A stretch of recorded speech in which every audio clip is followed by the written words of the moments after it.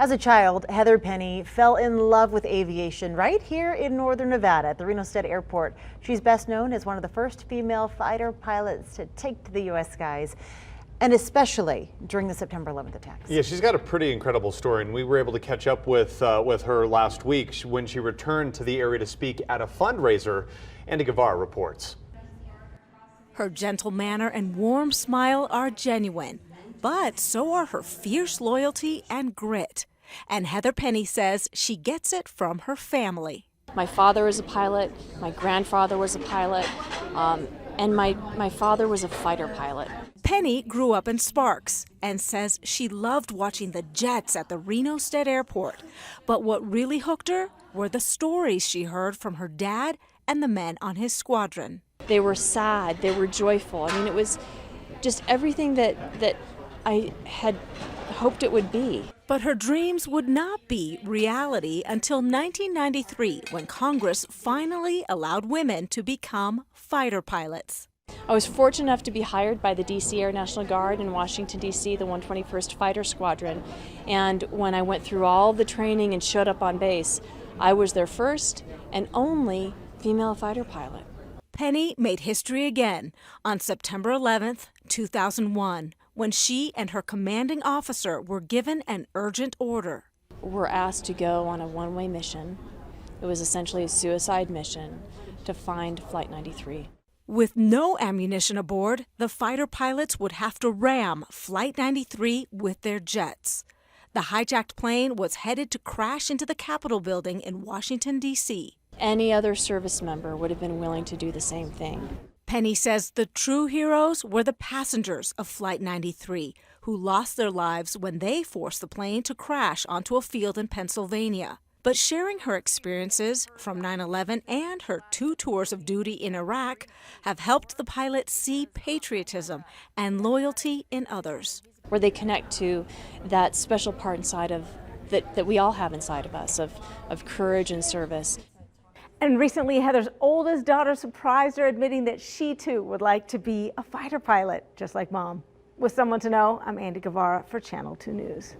Wow. Yeah, so cool.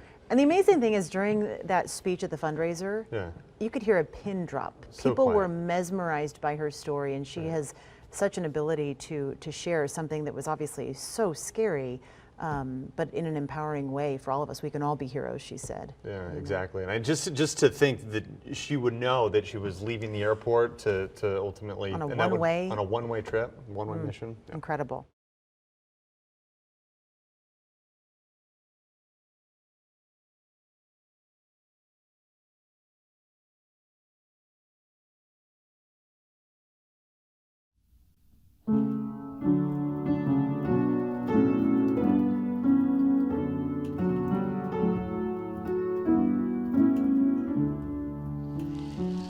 When Jesus came to Jordan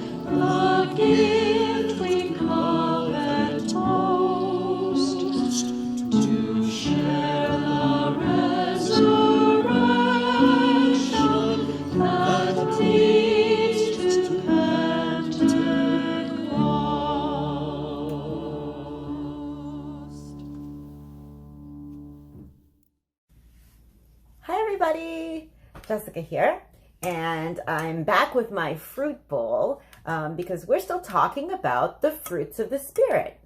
We have already talked about taming your tongue, and we talked last week about generosity, and this week we are going to be talking about faithfulness. So I'm sitting here with my fruit bowl, and I notice I've got apples and I've got oranges, but then I've got this tomato.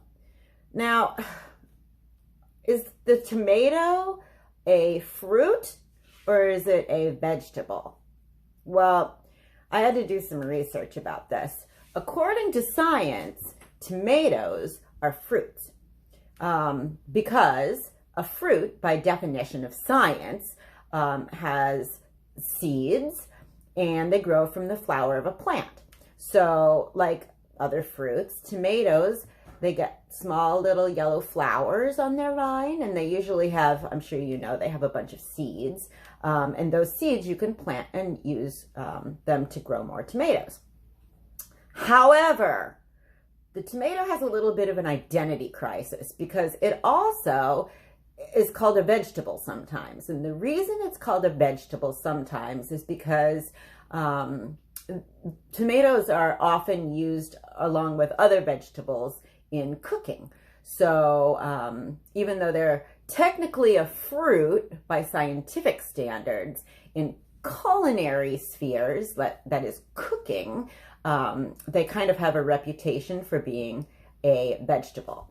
Now, I don't know about you, but personally, I wish the tomato would just commit to being either a fruit or a vegetable because it's confusing to me. The tomato lacks commitment. And commitment has a lot to do, I think, with faithfulness. Faithfulness is what we value as important combined with commitment. People have a human tendency, I think, to be faithful to things they think that are important.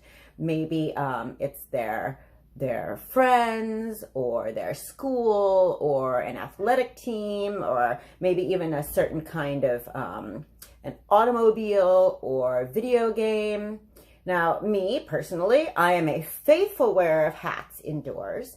I am a faithful Cardinals baseball fan, but I'm also a faithful friend, and I'm a faithful servant to people who are less fortunate than myself. I'm not sure God really cares whether I always wear a hat indoors, though. When we talk about faithfulness in church, what we're talking about is your faith being a reflection of your Christian faith. The Bible has some ideas of other ways that you can be faithful. You can have love for God's people. You can have good expectations of God's people. You can help others. You can be reliable and honest. And you can grow in your knowledge of God. I want to read you something from the Bible that I think is really beautiful.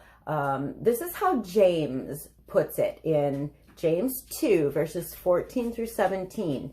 James writes, "What good is it, dear brothers and sisters, if you say you have faith, but don't show it by your actions? Can that kind of faith save anyone? Suppose you see a brother or sister who has no food or clothing, and you say, 'Goodbye, have a good day, stay warm, eat well,' but then you don't give that person any food or clothing. What good does that do? So you see, faith by itself isn't enough. Unless it produces good deeds, it is dead and useless." Faith is God's gift to us, but it's our responsibility to be a faithful person. So whether it's being faithful to your friends or to your dog or to your family or to your community, it's something that we all have to work at as we try to become more Christ-like.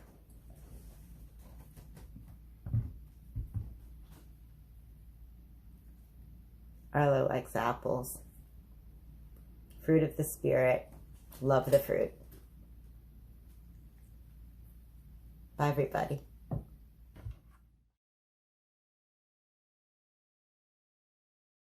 Again, you have heard that it was said to the people long ago, "Do not break your oath, but fulfill to the Lord the vows you have made." But I tell you, do not swear an oath at all, either by heaven, for it is God's throne, or by the earth, for it is his footstool, or by Jerusalem, for it is the city of the great King. And do not swear by your head, for you cannot make even one hair white or black. All you need to say is simply yes or no. Anything beyond this comes from the evil one.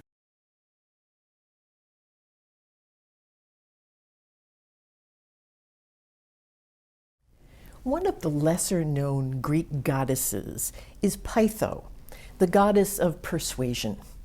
She's often depicted hanging out with Aphrodite, the goddess of love, and romantic seduction was definitely part of Pytho's portfolio, but it wasn't the only thing. Pytho also served cities, civic groups, and other kinds of relationships where her powers of persuasion functioned as diplomacy, helping to unite conflicted factions and bringing harmony to otherwise roiled relationships. The goddess who was seen as Pytho's opposite was Bia, who personified force, anger, and raw energy. Pytho was generally seen as helpful, but her depiction in literature sometimes has her serving as the agent of persuasion for abduction and murder. And there was always the question of whether Pytho's persuasion was really just skillful manipulation. Greek literature struggled with that for a while, but according to a paper by Charles Marsh that I found published in the Journal of Public Relations Research in 2015, no less, the Greeks finally came to trust Pytho as, at her best, being honest, respectful of others, and mindful of community well-being. So why are we talking about Pytho? Because her name was not just a proper noun. It was also a common noun in Greek, and Pytho as a common noun is the root of one of the most commonly used words in the entire New Testament, pistis, which is most commonly translated as faith. Pistis is used hundreds of times in the New Testament, and one of those times is, wait for it, the list of the fruit of the Spirit in Galatians 5. The King James Version translates it simply as faith, but this time the NRSV is in line with everybody except the King James in translating it as the fuller faithfulness. That fits the word. It's a versatile word. It can be faith, a belief in something, but it can also be fidelity, implying a behavior that's in keeping with a person's belief, which is the sense that you get when you translate the word pistis as faithfulness. So when we put all that together, we come to understand first that faith is born out of persuasion. Like the other words on Paul's fruit of the Spirit list, it doesn't come to us fully formed. It's a seed. It's an idea that needs to take root and grow. Real faith is not a fact that you read and ultimately take as true. And it certainly isn't something that's forced on you under threat. Faith in anything is the persuasive result of learning, living, and testing a view of the world to see if it holds up in real life experience. Once we're persuaded of something, it then becomes a conviction, which then informs our actions. We become faithful when we arrange our lives according to that conviction. If people have to decide whether to trust what we say or what we do, we're not yet fully faithful. Those two things should be in alignment in the fully faithful person. Faith and faithfulness are, in a sense, one and the same thing. If we've never been persuaded into faith, if we never really sat down and examined what we've been taught about the nature of God, life, relationships, and the world around us, our faith is really still just a dormant seed. We're merely counting on the faith of others who've told us something. When we're young, either young in faith or young in age, there is a time for that. But there does come a season when we need to examine and along the way re-examine our beliefs, our faith, to see if we really are persuaded by them. Are they really something that I want to inform my actions? Or did I, as the expression goes, drink the Kool-Aid? An unexamined life can never really be called a faithful life, because we don't know or understand what we're being faithful to. And that leaves us without an anchor when the going gets rough. But if we take the time to examine our beliefs, whether about religion or politics or relationships or anything else, faithfulness will be a natural outgrowth of our developed and lived conviction that something is true and important enough to form the foundation of a human life. An example of where the lack of a real and tested faith can land us can be found in one of the most horrific stories in the entire Bible. It comes from the book of Judges. The judges referred to in that book's title weren't the robed dispensers of justice that we know today. In the days before Israel had a king and were just a loose federation of tribes, the Israelites only really came together when there was some outside threat and they needed to unite to beat it back. At such times, a charismatic leader would arise to lead the forces in battle before everybody just went back to life as it had been before.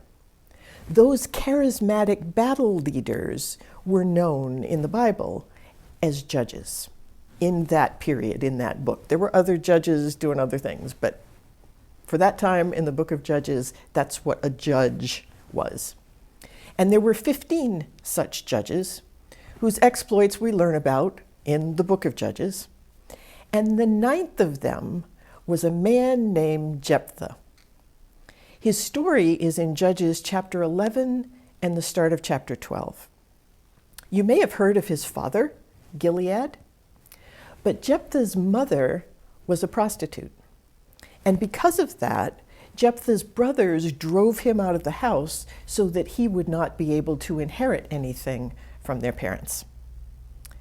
The Bible tells us that Jephthah attracted a band of outlaws and went about raiding with them. Not a great environment for faith formation. But fast forward to a time when the Ammonites come calling with swords and spears. Because of Jephthah's prowess as a warrior, honed in all of those raids, the Israelites decided that, you know what, his mother's status doesn't really concern us anymore. And so they convinced him to return and to lead them against the Ammonites. So Jephthah sets to work. He tries first to do some unsuccessful diplomacy, but in the end, he does what he knows how to do best, and he leads his forces to rout out the Ammonites. Now, all of that was thought through and considered. That was all in his wheelhouse. But then, just as the battle is about to start, Jephthah does something he's not really all that trained to do. He takes a step of what he thinks is faith and decides to swear an oath to God and says, if you will give the Ammonites into my hand, then whoever comes out of the doors of my house to meet me when I return victorious from the Ammonites shall be the Lord's, to be offered up by me as a burnt offering. That kind of vow is offensive on the face of it. And it shows how very little Jephthah understood about the God whose help he was trying to enlist. He vows a human sacrifice. No matter who came out of that door when he got home, it would have been an affront to the God of Israel and a violation of God's commands. But when Jephthah does ride home in victory over the Ammonites, the first one out of the door is his daughter, his only child, playing her tambourine to celebrate what Dad just did. He was distraught, but he didn't feel he could go back on his vow. He told her what he had done. He gave her a few days to go grieve with her friends, and then he fulfilled his bloody oath. The story of Jephthah is not part of the 3-year lectionary cycle that everybody's supposed to read through. You typically aren't going to hear it in church. But trust me when I tell you that if you find yourself trying to defend, say, the Bible, in the presence of those who hate it, there are a fair number of people out there outside of the church who do know that story and will throw it in your face to prove how awful the Bible is and how blind you are to the deficiencies of your own religion. The thing to know is that just because Jephthah is a guy in the Bible that was one of Israel's judges doesn't for a minute mean that the Bible, or certainly God, is condoning what he did. The Bible is not meant to give us stories only about faithful saints or instructions on how to live a godly life. The Bible also teaches us by negative example, by showing us how life can go tragically and horribly wrong. Jephthah's story is one of those negative examples.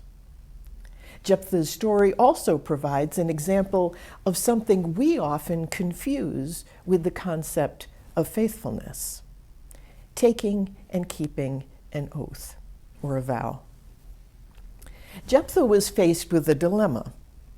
The Bible doesn't paint him as a cold and cruel parent, despite his actions.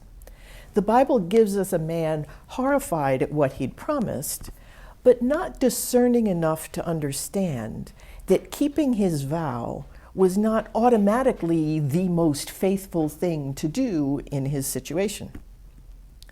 Faithful people do keep their promises as a rule, but true faithfulness produces a fruit that carefully considers the implications of any promises before they're made, which Jephthah didn't do. And since he'd been kicked out of his home and had adopted the life of an outlaw, his faith was still just a dormant seed. It had never developed with the rest of him. If it had, he would have known that while fulfilling a vow is important, doing so when it violates the most fundamental principles of God's love was more important. He would have remembered that God stayed Abraham's hand when he was about to sacrifice Isaac, saying, "No, I am not a God who desires human sacrifice." All Jephthah knew were some stories about God granting victories, and he threw out a rash vow without having a clue what he was doing. And then he compounded his error with a legalistic view of God, thinking that God would demand the fulfillment of a vow no matter what.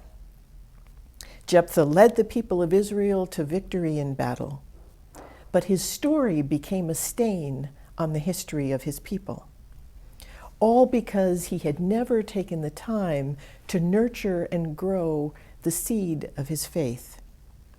He thought faithfulness meant merely making a vow and keeping it, and that's it.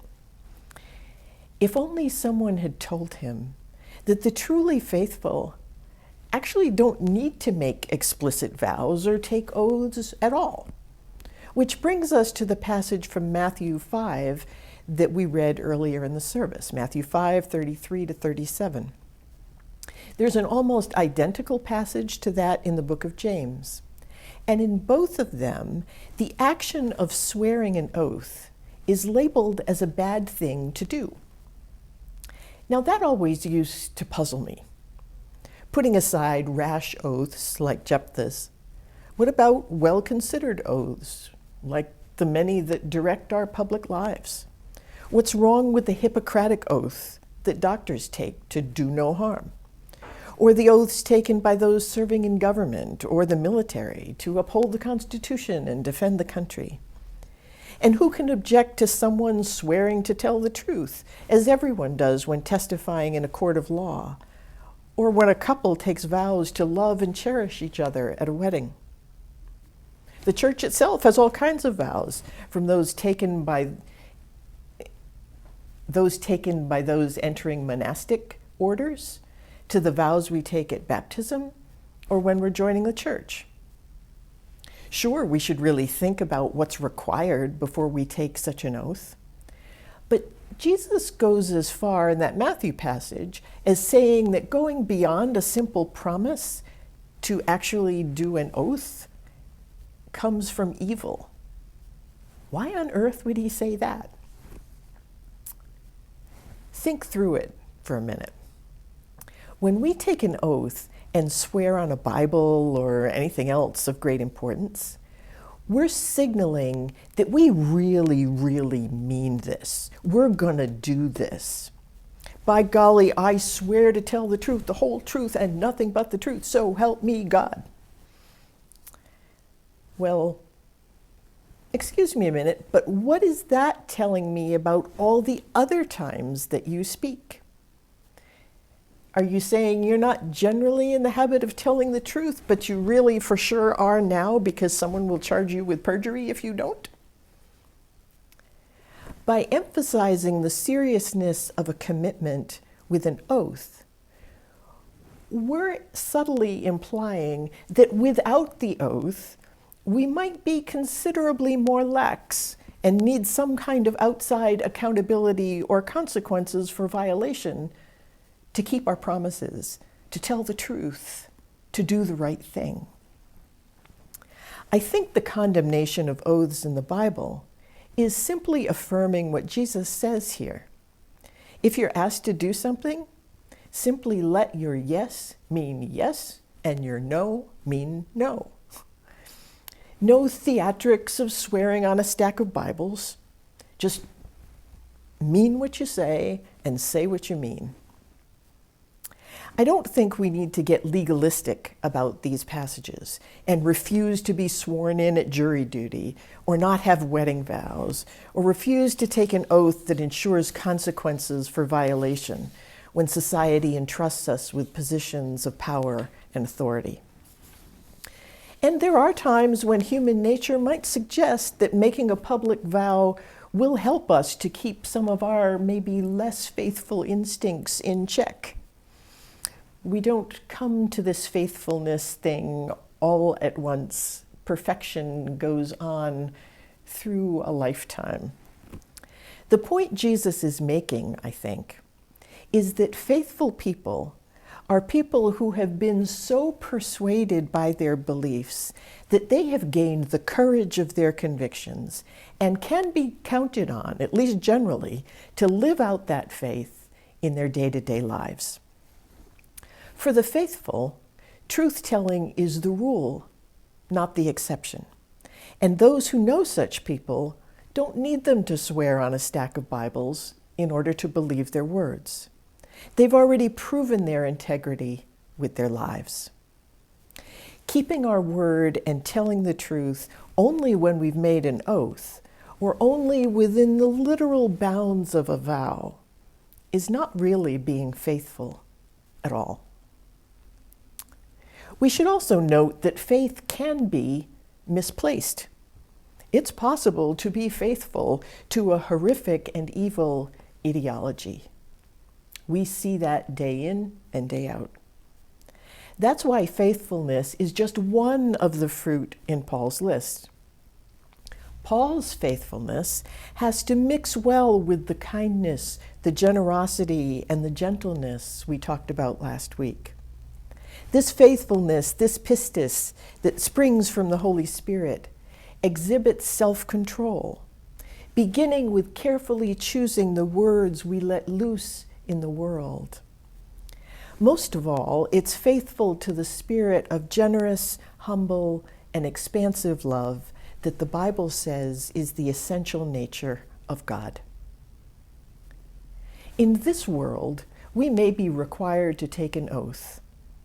Or we might decide that, we really want to when we really should, because we just know ourselves and know we need that extra level of accountability. Don't let this passage make you nervous about doing that. I'm still going to ask you to take vows at baptisms and confirmations and when you join the church and all the rest. But also, don't let those things convince you that your word doesn't matter at other times. With a faithful life, others can trust our word at all times and in all circumstances, whether we're speaking to a judge, a coworker, a friend, a family member, or the homeless person asking for money at an intersection. We're called to always mean what we say and say what we mean, and to act in a way that shows forth the image of God revealed in Jesus Christ. That is pistis. That is faithfulness. Amen.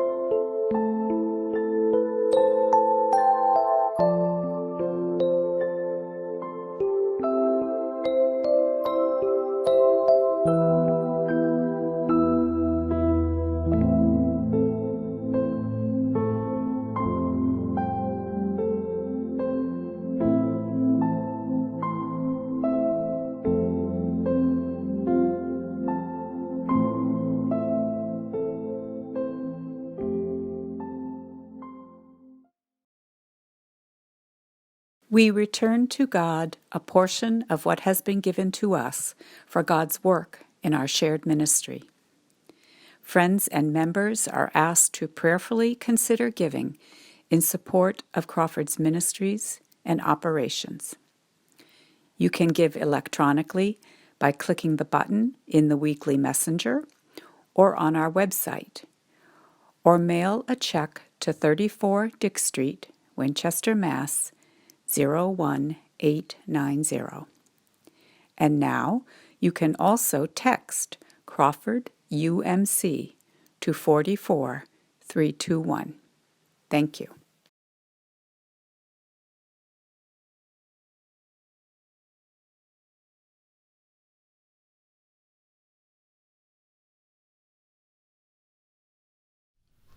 Lord, for thy tender mercy's sake, lay not our sins to our charge, but forgive, that is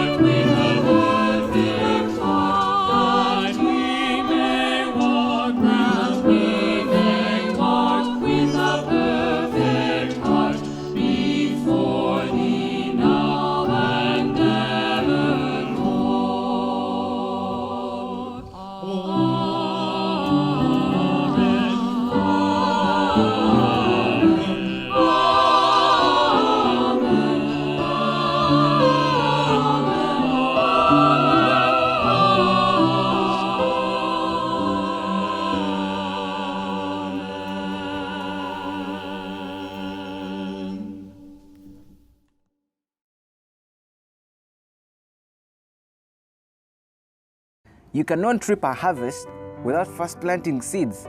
God has given each of us seeds to sow, so don't hold on to them. Be faithful to give. Be faithful to pray. Be faithful to speak life over your future.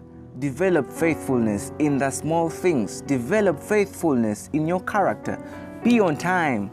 Keep your word. Be dependable. As you develop faithfulness, God will see your good works and He will entrust you with more.